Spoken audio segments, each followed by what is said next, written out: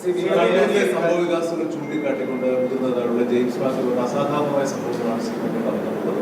TK. Govindan party വിട്ടുപോയത് വിഭാഗത്തിനുള്ള വിഷമം ഉണ്ടാക്കിയിട്ടുണ്ടെന്ന്. പിന്നെ TK. Govindan പറഞ്ഞിരിക്കുന്ന അന്ന് ആ ജില്ലാ കമ്മിറ്റി യോഗത്തിൽ പങ്കെടുക്കുന്നെങ്കിൽ ഒരുപക്ഷെ ഈ പി.കെ. ശ്യാമളയുടെ സ്ഥാനാർത്ഥിത്വം അംഗീകരിക്കില്ല എന്ന് പറയപ്പെടുന്നു. എന്താണ് അല്ല, അതിനെപ്പറ്റി ഇപ്പം ഇനി പറയേണ്ട കാര്യമില്ല. ഞാൻ നേരത്തെ പറഞ്ഞു കഴിഞ്ഞിട്ടുണ്ട്. നമ്മുടെ സമയം ഏകദേശം അവസാനിക്കാൻ പോകുന്നുണ്ട്. അതുകൊണ്ട് വിശദമായിട്ട് ഞാനിപ്പോൾ പറയുന്നില്ല.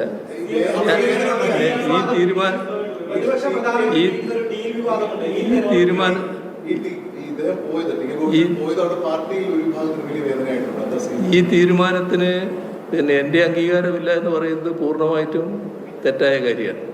കാരണം എപ്പോഴും തീരുമാനങ്ങൾ എടുക്കുന്നത്, അവസാന തീരുമാനം എടുക്കുന്നത് പാർട്ടി സ്റ്റേറ്റ് കമ്മിറ്റിയാണ്. അതിൻ്റെ ഭാഗമായുള്ള ആലോചനകളിലെല്ലാം ഞാനും ഉണ്ടായിട്ടുണ്ട്. അതിൻ്റെ ഭാഗമായി തന്നെയാണ് തീരുമാനങ്ങൾ എടുത്തിട്ടുള്ളത്. പിന്നെ നിങ്ങൾ ആഗ്രഹിക്കുന്ന തരത്തിൽ ഒരു തരത്തിലുള്ള പ്രശ്നവും ഇത്തരം ആൾക്കാരുമായി ബന്ധപ്പെട്ട് പാർട്ടിക്കകത്തില്ല.